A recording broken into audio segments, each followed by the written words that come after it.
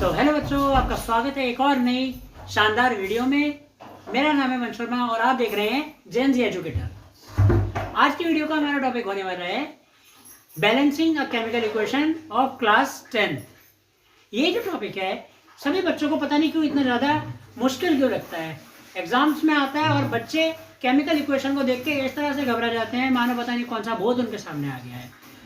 Chemical equation को वो balance नहीं कर पाते हैं और उनका सही आंसर भी गलत हो जाता है, जिसकी वजह से उनके मार्क्स डिडक्ट हो जाते हैं। तो आज की इस वीडियो में हम यही समझने वाले हैं कि किस तरह से हम एक सिंपल सी केमिकल इक्वेशन को, यहाँ तक कि एक कॉम्प्लेक्स केमिकल इक्वेशन को भी बिल्कुल इजीली चुटकियों में बैलेंस कर देंगे। तो बने रहिएगा वीडियो में एंड तक। वीडियो को बिना स्किप करें एंड तक देखना, और आज की इस वीडियो में आपको क्रिस्टल क्लैरिटी होगी कि कैसे एक केमिकल इक्वेशन को आप इजीली बैलेंस कर सकते हो।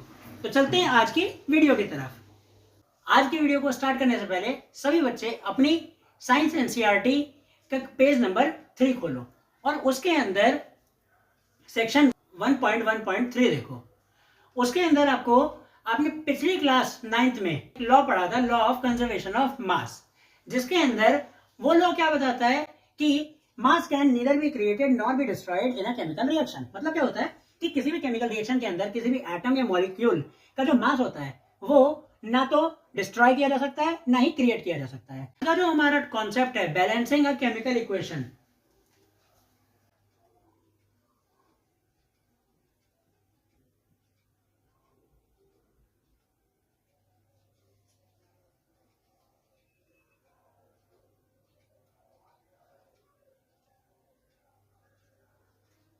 तो हमारा जो आज का कॉन्सेप्ट है बैलेंसिंग अ केमिकल इक्वेशन वो इसी लॉ के ऊपर बेस्ड है। यानी कि जो मास होता है एटम्स का वो एक केमिकल रिएक्शन के अंदर रिएक्टेंट्स में भी और प्रोडक्ट्स में भी हमेशा सेम रहता है। जैसे कि हम एक वर्ड इक्वेशन लेते हैं, यहां पर हमने एक वर्ड इक्वेशन लिखी हुई है, zinc plus sulphuric acid equals to zinc sulphate plus hydrogen. ठीक है, जिंक के साथ अगर सल्फ्यूरिक एसिड को मिलाते हैं तो जिंक सल्फेट बनता है और हाइड्रोजन बनता है। ठीक है, इतना हमें पता है, अगर नहीं पता है तो ऐसी ये लर्न भी हो जाता है इजीली।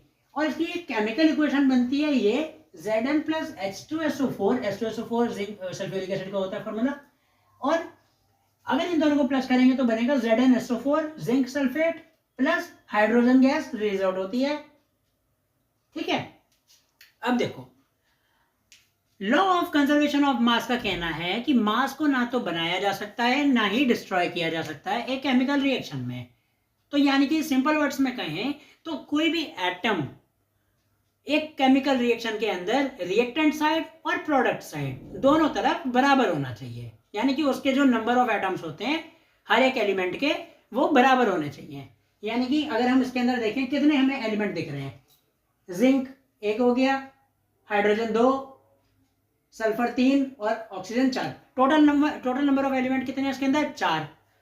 तो हम इसके अंदर चेक करेंगे कि ये दोनों रिएक्टेंट साइड और प्रोडक्ट साइड ये चारों एलिमेंट जो हैं बराबर हैं या नहीं है। अगर बराबर होंगे तो ये इक्वेशन बैलेंस कहलाएगी, और अगर ये बराबर नहीं होंगे दोनों तरफ तो ये इक्वेशन जो होगी ये अनबैलेंस्ड होगी। ठीक है, ये मेन तरीका होता है पहचानने का। तो देखो एक बार जरा हम फाइंड आउट करके देखते हैं। सबसे पहले यहां लिखेंगे एलिमेंट्स, तो सबसे पहले यहां पे लिखेंगे एलिमेंट्स। एलिमेंट कौन कौन से हैं? सबसे पहले तो है जिंक, अगला है हाइड्रोजन, उससे अगला है सल्फर और फिर है oxygen. Total number of element कितने हैं? 4। अब लिखते हैं LHS यानी कि लेफ्ट हैंड साइड रिएक्टेंट की साइड, और RHS यानी कि right hand side product side. अब देखते हैं जिंक LHS में कितना है? 1 ही है, RHS में यहां भी 1 ही है। ठीक है, हाइड्रोजन 2 है, RHS में 2 है, सल्फर यहां पे 1 है, यहां भी 1 है, दोनों तरफ सेम है। ऑक्सीजन यहां पर भी 4 है और RHS में भी 4 है। ठीक है, अब देखो कंपैरिजन करो, यहां पर क्या होगा, जिंक आपका दोनों तरफ 1 और 1 है, हाइड्रोजन दोनों तरफ 2 और 2, सल्फर एक और एक है, और ऑक्सीजन भी 4 और 4 है। इससे क्या पता चला, दोनों तरफ जब हमारे सभी एलिमेंट के नंबर बराबर हुए तो मतलब law of conservation of mass की जो रिक्वायरमेंट थी वो फुलफिल हो गई। मतलब मास हर एक एलिमेंट का बराबर हुआ। तो मतलब ये जो केमिकल इक्वेशन है Zn plus H2SO4 equal to ZnSO4 plus H2, ये हो गई बैलेंस।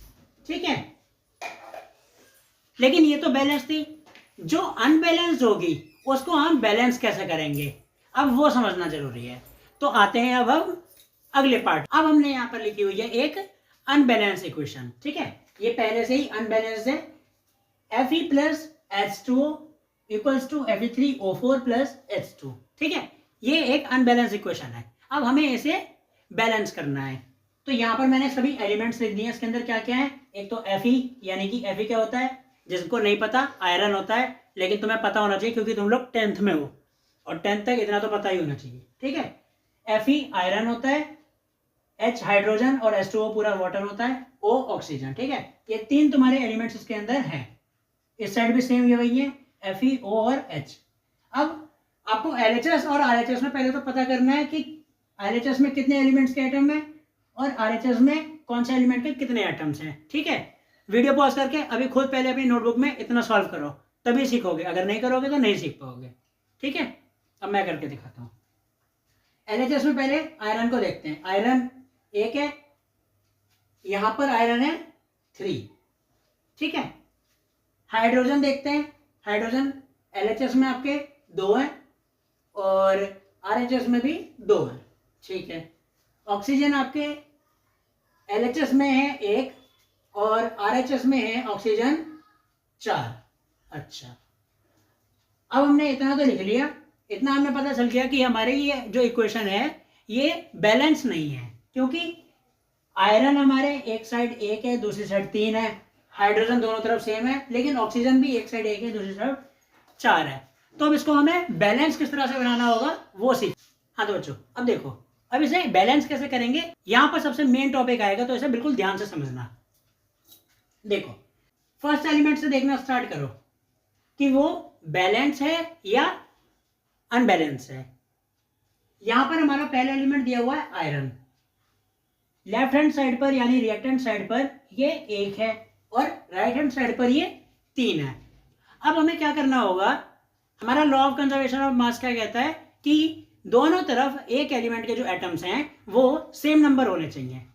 यहां पर 3 है, यहां पर 1 है, तो क्यों ना हम दोनों तरफ 3 बना दें, क्योंकि 3 को 1 बनाना मुश्किल है, लेकिन 1 को 3 कर सकते हैं। वो कैसे करेंगे, अगर हम 1 में 3 की मल्टीप्लाई कर दें तो ये 3 बन जाएगा। ठीक है, तो अगर हम ऐसा कर दें 1 मल्टीप्लाई 3 इक्वल्स टू 3 बन जाएगा। अब तो दोनों तरफ बराबर हो गए ना। तो हमें क्या करना होगा, हम Fe के पीछे 3 लिख देंगे। ठीक है, तो स्टेप 1 में क्या करेंगे, पहले स्टेप बाय स्टेप सिखाता हूं फिर डायरेक्ट सीखेंगे। तो यहां पे हम क्या लिख सकते हैं, 3 Fe, बाकी इक्वेशन अभी ऐसे लिखते हैं ताकि कंफ्यूजन ना हो। H2O और Fe3O4 प्लस H2। ठीक है, अब 3Fe और Fe3 दोनों तरफ आयरन कितने हो गए, 3, तो आयरन तो हो गया बैलेंस। तो आयरन पे लगाते हैं टिक। अब देखते हैं दूसरे एलिमेंट की तरफ। दूसरा एलिमेंट क्या है हमारा, hydrogen. Hydrogen left hand side में कितना है, 2, राइट हैंड साइड में कितना है, 2, तो ये तो पहले से ही बैलेंस है, आपका काम आसान हो गया। तो हाइड्रोजन पे भी लगाते हैं टिक। अब आते हैं अपने लास्ट एलिमेंट पे। लास्ट एलिमेंट क्या है, ऑक्सीजन। ऑक्सीजन का क्या है, लेफ्ट हैंड साइड पे ये 1 है, लेकिन राइट हैंड साइड पे कितना है, 4। वही चीज करनी है। फर्स्ट में हमने क्या किया था, बड़े नंबर को छोटा नंबर नहीं बना सकते, लेकिन छोटे को बड़ा बना सकते हैं। तो मतलब कैसे होगा, हम 1 को 4 बनाने की कोशिश करेंगे, तो 1 को कौन से ऐसे नंबर से मल्टीप्लाई करें, यानी कि गुणा करें, हिंदी वाले बच्चों के लिए गुणा करें कि 1 4 बन जाए, 1 4 बन जाए। तो 1 को अगर 4 से गुणा करेंगे तो वो 4 बन जाएगा। तो हम यहां पे लिख सकते हैं 1 गुणा 4 इक्वल्स टू 4। तो ऑक्सीजन अब इस साइड भी 4 है और इस साइड भी 4 है, ठीक है ना। तो हमने ऑक्सीजन को किया 4 से बैलेंस, 4 से मल्टीप्लाई, तो आपका दोनों तरफ 4 हो गया, तो ऑक्सीजन भी बैलेंस हो जाएगा। तो हम स्टेप 2 में क्या लिख सकते हैं, पहले तो लिखेंगे स्टेप 2 ताकि आपको स्टेप बाय स्टेप समझ आए, ठीक है। हमने 3Fe बना लिया था, 3Fe प्लस 4 हमेशा आगे रहेगा। ये चीज ध्यान रखना, केमिकल इक्वेशन बैलेंस करते हुए कभी भी आपको जो नंबर मल्टीप्लाई कर रहे हो उसको हमेशा पीछे की साइड लगाना है, या नीचे नहीं लगाना, या ऊपर नहीं लगाना, यहाँ पीछे लगाओगे, ठीक है ना। 4H2O, ठीक है। अब इक्वल Fe3O4 प्लस H2, ठीक है। O4 हो गया। अब लेकिन यहाँ पे बहुत से बच्चों के दिमाग में कंफ्यूजन आएगी कि यहाँ पर O4 कैसे हुआ, क्योंकि हमने तो यहाँ H के पीछे लगाया है। यहाँ पर कॉन्सेप्ट आता है आपका थोड़ा सा मैथ का। मैथ में क्या होता है कि अगर किसी ब्रैकेट के बाहर कोई नंबर लगा हुआ है तो वो अंदर के सब चीजों से मल्टीप्लाई हो जाएगा, ठीक है ना। तो यहाँ भी वही चीज होती है। अगर हम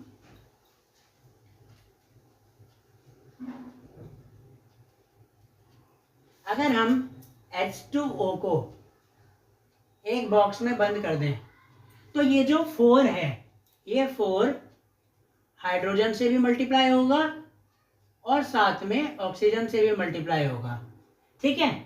तो तुम्हारा ऑक्सीजन तो 4 हो गया, लेकिन हाइड्रोजन तुम्हारा पहले से 2 था और अब कितना हो गया, 4 2 जा 8, यानी कि 8 हाइड्रोजन बन चुके हैं अब।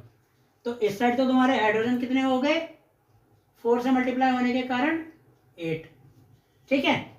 तो अब तुम्हें अपने हाइड्रोजन को बैलेंस करना पड़ेगा। वो किस तरह से करोगे, समझे। 3Fe4H2O, यहां पे थोड़ा सा समझना पड़ेगा। तुम लोग जब नंबर को यहां पर लगाओगे तो ये अंदर के सभी एलिमेंट से मल्टीप्लाई हो जाएगा। तो ऑक्सीजन बैलेंस होने के कारण हाइड्रोजन डिसबैलेंस हो रहा है थोड़ा सा। तो आप कैसे सॉल्व करोगे, अब ये 8 हो चुका है, तो इधर हाइड्रोजन तो बन गया 8, लेकिन इधर 2 ही रह गया। तो 2 को किस नंबर से मल्टीप्लाई करो कि वो भी 8 बन जाए। 2 के टेबल में 8 कितनी बार में आता है, 4 बार में। तो अगर हम 2 को 4 से कर दें मल्टीप्लाई तो ये भी 8 बन जाएगा, 2 4 जा 8। तो RHS में अगर हम 4 लगा दें H के आगे तो ये भी हो जाएगा 4 2 जा 8, और यहाँ भी 4 2 जा 8, तो आपकी इक्वेशन बैलेंस हो जाएगी। तो एक और स्टेप लगाएंगे, स्टेप नंबर 3, ठीक है, जिसमें 3Fe पहले से था हमारा। यहाँ पे क्या हुआ, 4H2O, क्या लिखेंगे, 4H2O, और ये 4 हाइड्रोजन से भी मल्टीप्लाई हो रहा है और ऑक्सीजन से भी मल्टीप्लाई हो रहा है, ठीक है। पहले लगा हुआ नंबर हर एक एलिमेंट से मल्टीप्लाई होता है। तो 4 2 जा 8 हाइड्रोजन है ना, और 4 हाइड्रोजन है, 4 ऑक्सीजन है हमारे पास। यहाँ पे हमारा क्या हो गया, Fe3, Fe हमारा पहले बैलेंस हो गया, ऑक्सीजन भी हमने बैलेंस कर लिया। अब हमें हाइड्रोजन बैलेंस करना है। यहाँ पे 2 हाइड्रोजन है, अगर हम इसे 4 से मल्टीप्लाई करते हैं तो ये इक्वेशन बैलेंस हो जाएगी। तो यहाँ पे लगा देते हैं 4, कितना आ गया, 4H2। तो बैलेंस केमिकल इक्वेशन क्या आई, 3Fe4H2O equals to Fe3O4 plus 4H2, ठीक है। और ये हुई आपकी बैलेंस केमिकल इक्वेशन। मे भी ये थोड़ा सा कॉम्प्लेक्स अभी लग रहा होगा, लेकिन जब आप 2-3 बार इसे प्रैक्टिस करोगे तो आपको इजी लगने लगेगा। एक बार अभी वीडियो को पॉज करके इसे खुद से दोबारा करके देखो, और मैं फिर अभी एक और बिना स्टेप वाला तरीका सिखाऊंगा जिसमें आपको इजीली और अच्छे से समझ आ जाएगा। एक चीज और ध्यान रखना, जैसे आपने कोई भी केमिकल इक्वेशन को बैलेंस किया है, उसके अंदर हर एक कंपाउंड की फिजिकल स्टेट का सिंबल डालना मत भूलना। ये बहुत जरूरी होता है केमिस्ट्री के अंदर। जैसे कि यहाँ पे लिखा है 3Fe ब्रैकेट में S का मतलब होता है सॉलिड, मतलब कि जो आपका आयरन है वहां पर वो सॉलिड फॉर्म में है। H2O गैस, मतलब वेपर फॉर्म में, गैसियस फॉर्म में वहां बन गया है। Fe3O4 एक सॉल्ट है, ये आपका सॉलिड फॉर्म में है, और 4H2 ये भी गैसियस फॉर्म में प्रेजेंट है, ठीक है, मतलब कि वहां बन चुका है, वाटर वेपर है। यहाँ पे मैंने सभी लिखे हुए हैं। फिजिकल स्टेट के सिंबल 4 होते हैं, एस सॉलिड, एल लिक्विड, जी गैस होता है, और AQ मतलब एक्वस स्टेट होती है, मतलब पानी के अंदर घुला हुआ है, ठीक है ना। तो आपको क्या समझना है, जहां पर भी आपको किसी भी केमिकल रिएक्शन के अंदर ऐसे सिंबल लिखे हुए दिख जाएं, उनमें कंफ्यूज नहीं होना है कि ये चीज क्या है, ये बस उनकी फिजिकल स्टेट के सिंबल्स होते हैं, ठीक है। लास्ट एक एग्जांपल करके देखते हैं, उसके बाद आज की वीडियो को करेंगे यहीं पर एंड। अब एक लास्ट केमिकल इक्वेशन और रह गई है, इसको प्रैक्टिस करते हैं ताकि आपको अच्छे से क्रिस्टल क्लैरिटी मिल जाए। बहुत सिंपल सी इक्वेशन दी है मैंने, हाइड्रोजन प्लस ऑक्सीजन, सब जानते हैं क्या बनाते हैं, वाटर, H2O, ठीक है। लेकिन आप लोग देख सकते हो ये हमारी जो इक्वेशन है हाइड्रोजन और ऑक्सीजन से मिलके, 2 एलिमेंट से मिलके बन रही है, ठीक है। और इसको बैलेंस करना पड़ेगा। अब बैलेंस कैसे करेंगे, एक बार इनके एलिमेंट्स में देख लेते हैं कि दोनों साइड कितने कितने एलिमेंट के एटम्स प्रेजेंट हैं। एक साइड हाइड्रोजन है और ऑक्सीजन,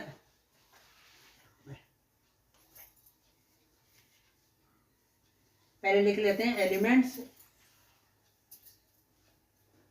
LHS और RHS, यहाँ पे हाइड्रोजन है और ऑक्सीजन है। LHS में आपका हाइड्रोजन है 2, RHS में भी 2 है, ऑक्सीजन LHS में भी 2 है, लेकिन यहाँ पर 1 है। अच्छा, अब देखो इसे हैंड टू हैंड कैसे करेंगे, वो तरीका सीखो। स्टेप वाला तरीका थोड़ा लंबा पड़ता है। अब एक तरीका मैं ऐसा सिखाऊंगा जो यहीं कि यहीं आपकी पूरी इक्वेशन सॉल्व हो जाएगी, लेकिन आपको वो एग्जाम्स में नहीं करना है, एग्जाम्स में आपको स्टेप करके दिखाने पड़ेंगे। देखो ऑक्सीजन LHS में 2 है, RHS में 1 है, तो अगर हम 1 को 2 से मल्टीप्लाई कर देंगे तो ये दोनों तरफ इक्वल हो जाएगा। यहाँ 2 1 से 2 और यहाँ 2, तो दोनों तरफ बराबर हो जाएगा। तो अगर हमने ये कर दिया मल्टीप्लाई तो ये आ गया 2, दोनों तरफ बराबर, ठीक है। और नंबर हमेशा कहाँ लगाना है, आगे की साइड, यहाँ लगा दिया। लेकिन हमने कैसा लिखा था, ऑक्सीजन तो हो गया हमारा, लेकिन इसके साथ साथ ये मल्टीप्लाई होगा किससे, हाइड्रोजन से भी। अब ऑक्सीजन तो बैलेंस हो गया, लेकिन हाइड्रोजन को बिगाड़ दिया, 2 2 4, 4 हाइड्रोजन हो गए इस साइड। हाइड्रोजन कितने हो गए, 4, क्योंकि 2 हाइड्रोजन से भी मल्टीप्लाई हुआ है। अब यहां पर हाइड्रोजन कितने, 2। अगर हम इधर 4 है, अगर हम इधर 2 को 2 से मल्टीप्लाई कर दें तो इधर भी 4 हो सकता है, तो इसे भी कर दो, ठीक है। यहां भी 4 हो गया, तो यहां पर क्या करेंगे, H2 के आगे लगा देंगे 2, और आपकी इक्वेशन हो गई बैलेंस। क्या बना, नई इक्वेशन क्या बनी, 2H2 plus O2 equals to 2H2O। ये बन गई आपकी बैलेंस केमिकल इक्वेशन वाटर की, ठीक है। तो आप इसी तरह बस यहां पर टेबल में सॉल्विंग करके इजीली पूरा का पूरा केमिकल इक्वेशन को सॉल्व कर सकते हो।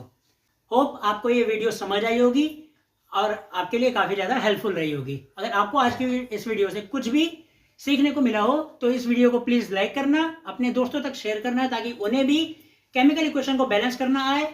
और हमारे इस चैनल को सब्सक्राइब कर लीजिए ऐसी और नॉलेजफुल वीडियोस के लिए। मैं मिलता हूं आपसे इसकी अगली वीडियो में, तब तक के लिए जय हिंद।